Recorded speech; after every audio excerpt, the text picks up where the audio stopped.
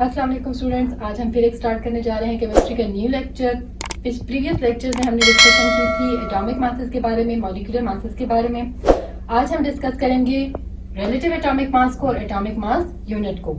ये भी प्रीवियस जो लेक्चर्स हैं उनसे लिंक्ड है। इन डेफिनेशंस को हम डिटेल में इसलिए कर रहे हैं क्योंकि ये डेफिनेशंस जो है वो आगे चल के हमारे बहुत काम आने वाली हैं, इसलिए अभी हम इसका कॉन्सेप्ट अपने लिए क्लियर कर रहे हैं ताकि जब हम आगे इन टर्म्स को यूज करें तो हमें दोबारा उन चीजों को जो है वो डिटेल से करने की जरूरत ना पड़े, हमें ऑलरेडी ये जो टर्म्स हैं ये क्लियर हो। अब आ जाते हैं पहली डेफिनेशन पे, ये है रिलेटिव एटॉमिक मास की।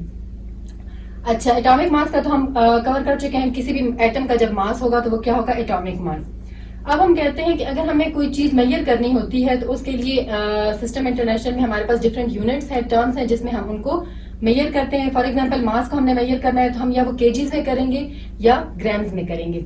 फॉर एग्जांपल आप जाते हैं कोई फ्रूट्स या वेजिटेबल लेने, तो वो आप लेने के लिए क्या करते हैं, जब आप शॉपकीपर को कहते हैं कि हमें फ्रूट चाहिए तो आप उसको डायरेक्ट शॉपर में नहीं डालते, ठीक है। आप या शॉपर में क्वांटिटी डाल दी और आपको अंदाजा नहीं होता कि ये आपके पास कितना है, उसका वेट कितना है।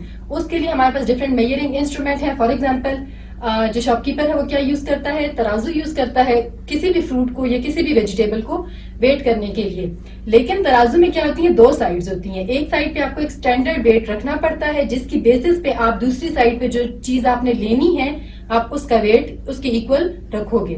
फॉर एग्जाम्पल आपने एप्पल लेने हैं तो आपने 1 kg एप्पल लेने हैं, तो अब यहाँ पे तो आप एप्पल की जो क्वांटिटी डालते जाओगे लेकिन उसको आप कंपेयर किसके साथ करोगे, एक स्टैंडर्ड आपके पास वैल्यू होनी चाहिए।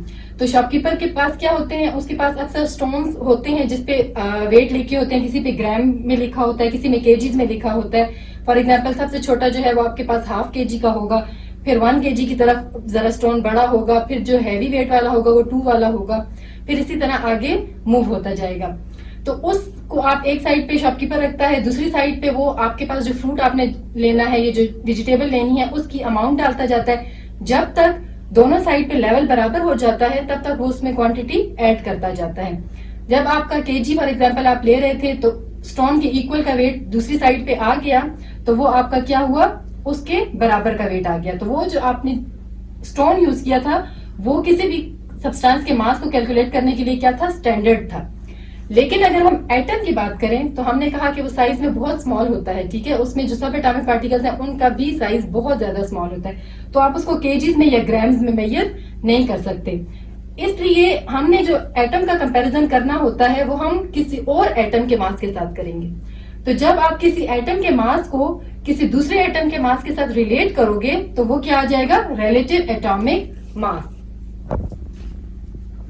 एटम जिसको सेलेक्ट किया गया कंपैरिजन के लिए, तो वो हमारे पास कौन सा एटम है, कार्बन 12। मतलब इसका जो आइसोटोप है कार्बन का 12 वाला वो इस प्रोसेस के लिए यूज किया गया। रीजन क्या था कि आपके जो कार्बन 12 का एटम है उसमें 12 यूनिट होते हैं कार्बन के, तो कार्बन एटम्स के इन 12 यूनिट्स को आप इक्वल पार्ट्स में डिवाइड कर सकते हो। मतलब 1 एटम ऑफ कार्बन 12 जो है वो 12 यूनिट्स के बराबर हो सकता है, इक्वली डिवाइड हो सकता है। तो हम जब भी किसी एटम के मास को कंपेयर करेंगे कार्बन के स्टैंडर्ड 12 आइसोटोप वाले मास के साथ, तो वो हमारे पास क्या आ जाएगा, रिलेटिव एटॉमिक मास।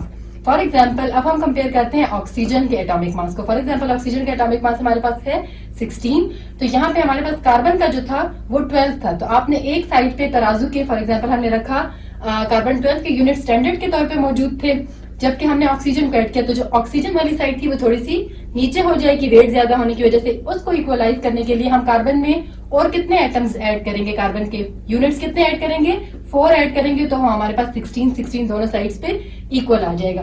तो इसी तरह जब हमने ऑक्सीजन के मास को कंपेयर किया तो हमें 4 यूनिट्स कार्बन के 12 में ऐड करने पड़े, तो हमारे पास क्या आ गया, relative atomic mass of oxygen.